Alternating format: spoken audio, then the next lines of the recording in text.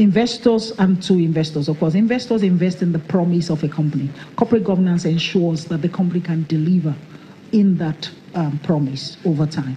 President Vandel, and Vandel, as you said, is a family holding, and we are listed in France. So obviously, we are under a very strict compliance and governance rules ourselves. And we decided to invest in Africa a few years ago, expecting to find in Africa a company that was basically operating with the same kind of standards that what we have in Europe, basically.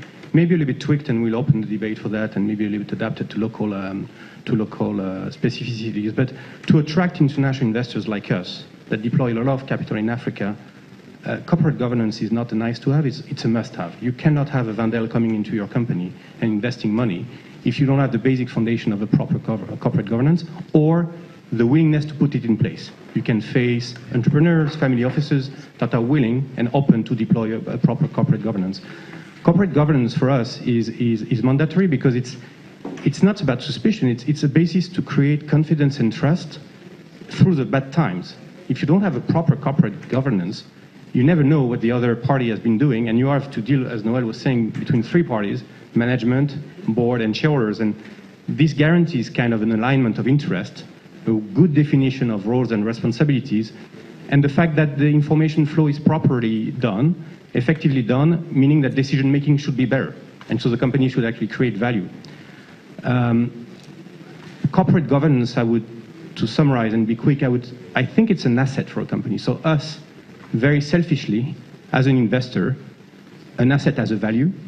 So if you can build a company with a proper corporate governance, technically you should create value and it should have a better price on the market or attract better investors or more capital to deploy. So that's very important. And the second thing that I have learned, and we can open the debate later, is that reporting is very good to assess the performance of a company. Corporate governance is the best way to assess the health of a company. You can be performing very well, but if you're doping yourself, you're not in a good health. And so I think the governance is a key tool to assess the real health, the real fundamental of the company, and guarantee that can sustain over time. Performance is a short-term consideration, health is a long-term consideration.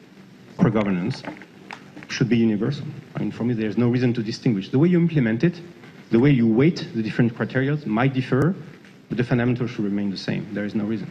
And I think it's, in a sense, transferable to the public sector.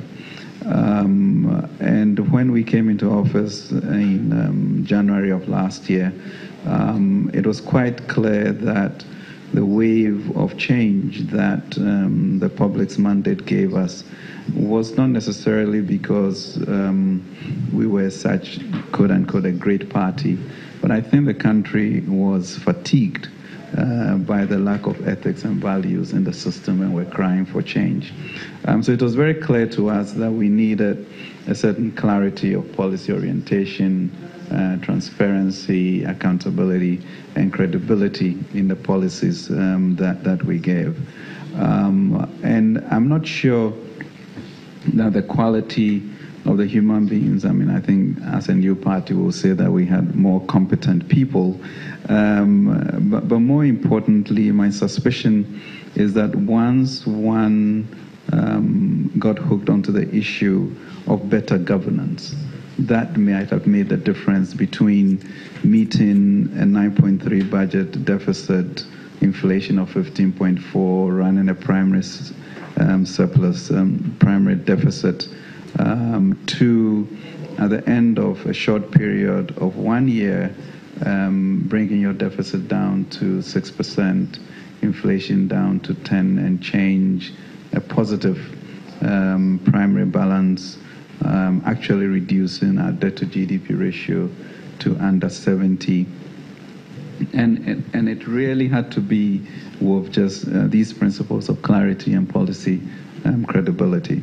And in that, you then also began to see, as the first speaker said, a response by your shareholders, which means the body politic, to, well, if they are going to sustain this type of openness and trust, then we also will respond.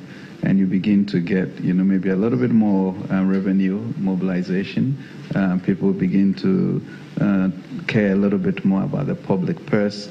And then you begin to build a republic that has the social contract that is enduring. So it is really critical that we do that. But then the challenge is, how do you anchor it so that irrespective of the regime, those things will be followed?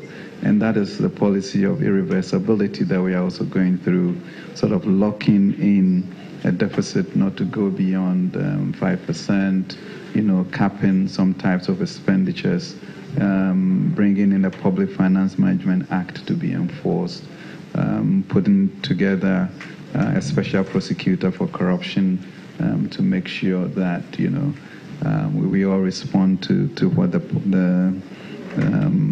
what governance should be about. So it is quite clear that it has to be done.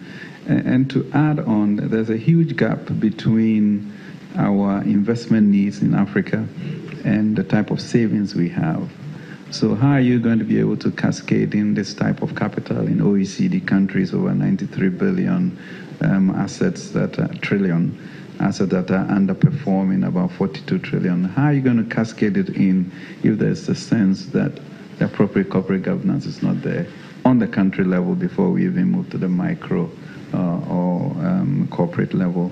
And that is something that I think the government should buy into if we are to bridge this investment gap for infrastructure.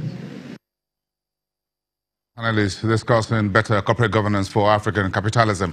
They just concluded Africa CEO Forum. Let's come back to you after the break.